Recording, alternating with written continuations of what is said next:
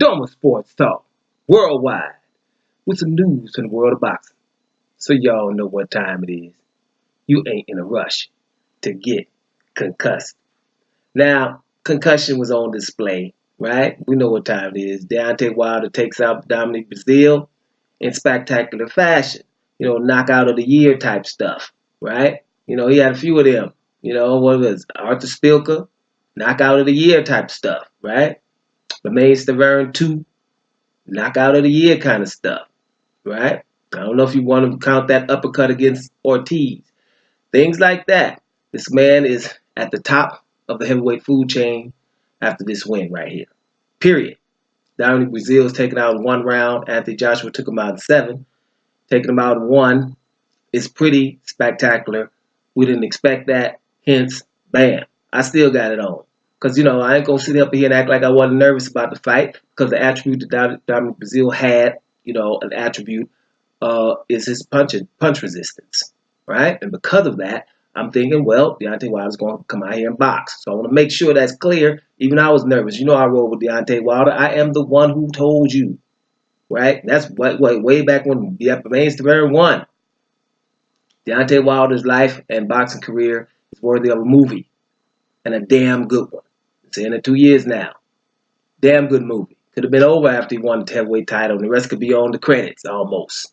Right? He went on to do this. He went on to do that. Now the movie's longer. Might have to do a 2-part movie. Now you keep messing around. Devastating knockouts like that. Yes, he's at the top of the food chain.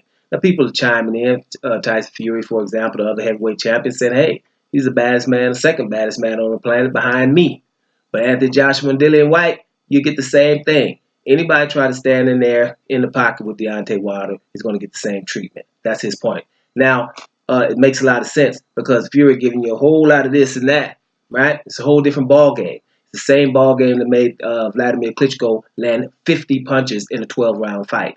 That's Tyson Fury. And it's looking a little bit good right about now. People that think they're just going to stay in there and overpower Deontay Wilder are getting a different treatment. If you ain't working on this, you might not want to make that trip in there mess with Deontay Wilder. So Tyson Fury has a little point coming from his perspective, right? So there you have it. But I still would have to say, Tyson Fury, for example, if you want to get something as devastating as this, he's going to have a spectacular performance against a Tom Swartz, right? Even Anthony Joshua, right? I'm saying Deontay Wilder is at the top of the food chain, not because he's the most famous heavyweight, which was on display 6 weeks from the ESPN poll. Not because of that. I'm saying because, we all three are in the mix every time. So somebody has to do something, just like every other sports. One team wins a playoff game, you think they're better than another team, to the other team come back and do something else. Right now, Deontay Wilder's on the top of the food chain. Now Anthony Joshua can return serve, like if he's going to get his inner Nadal or Djokovic out, right? And say, hey, well, hold on, I'm going to return serve by doing Andy Ruiz Jr., maybe let's say in about the 3rd round, right? Now, I'm not going to give Andy Ruiz Jr. to be better than Dominic Brazil or one or the other, but on the same level. I would say Andy Ruiz is a better boxer, but the thing is, he's 6'2", right? My man is 6'7". So, let's say about even. But Anthony Joshua does away with him early, convincingly, then we have a different conversation. But right now, Deontay Wilder is handling his business. We can't keep going with, hey, he's fighting bums and whatever, because he's flatlining people. And he's fighting bums. People get behind narratives. People keep saying, hey, he's fighting bums. And people don't know nothing, come in talking about he's fighting bums, don't know none of the guys he really fought. Right? And it just becomes a narrative. Just like people who said, hey, Mayweather versus Pacquiao was boring. Right? Or Vladimir Klitschko and Vitaly Klitschko's reign was boring. Stuff like that. Right? You can follow that. But to me, Vitaly and Vladimir were handling their business. That's not boring. Neither was Mayweather's masterful performance against a so-called whirlwind and punches and bunching Manny Pacquiao. 2 straight right hands in the 1st round got him impassive. You got to do that to Manny Pacquiao, right?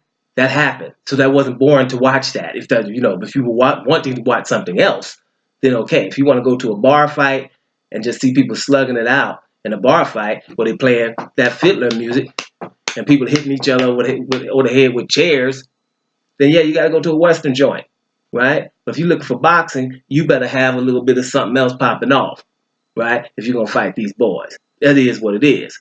So I'm just saying, you can follow a narrative, and when you're looking at Deontay Wilder now, let's be real, right? His run is something that we don't see. You better start recognizing what you're watching. We keep talking about the legends, the legends having these runs. I'm a George Foreman guy. I think I put George Foreman against most.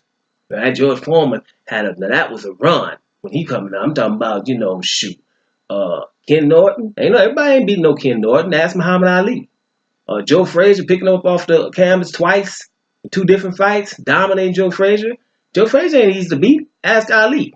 You know what I'm saying? George Foreman had these are dominating runs. Mike Tyson's run. Most people got that. Ooh, he was so menacing and this and that. Yeah, well, this is similar, guys. Whether you like it or not, you're living through this, and you can ignore it for reasons, whoever you got, whatever your reasons are. Because there's different reasons not to dig this dude. But this run of like beating Stavern like he's done, Ortiz like he's done, Dominic Brazil like he's done, these KO of the year type of things. I don't know if we've seen things like that. We tend to always try to go back to these legends and stuff and ignore what you're seeing right now. I see it in basketball, and I always complain about it, like Russell Westbrook, right? We're seeing triple doubles being averaged, right? We try to ignore it and say he hasn't won anything. He goes to get a 20-20-20 game you haven't seen, but only happened once in the whole history of basketball, and it happened to be Wilt Chamberlain, which has just ridiculous statistics that people don't even try to add to it because his statistics are so ridiculous. You're watching someone do something that no one ever done except Oscar Robertson, and we try to act like he ain't won no title, that his legacy's at stake here. And all these other guys, I remember Kyrie Irving had 26 points and a career high 11 assists. A career high 11 assists, and we have a guy that's averaging that. And we talk a little funny because he didn't win and his partner in crime was hurt in the playoffs. Well, whatever. But we do that because if we don't do that, then we can't glorify the rest of the guys that are fighting right now, or in basketball, or playing right now, because no one else is averaging triple doubles. So if we glorify this guy, then the rest of the guys who we're trying to push through the roof, those guys won't look too good. So that's what happens. And the same thing now. This guy's knocking people out convincingly, time after time, and we're acting like we're not seeing it. I think we better get on that. Another thing is this, and I'll probably leave on this note. America should be proud of this guy. This should be a mega star, period. Right? Any other country, this guy is a mega star in that country. America has a problem. This guy is absolutely something remarkable to behold. Like I say in all videos, not saying he's going to retire or undefeated or something like that, but this is the cream of the crop. And this is the reason why you are trying to watch boxing, for knockouts. So if you like knockouts, this is your guy. If you like drama, this is your guy. So all I'm trying to say now is this. You need to tune in to Deontay Wilder. He's the top of the food chain, and America get with the damn program. Doma Sports Talk. Worldwide. And I'm up out of here, y'all.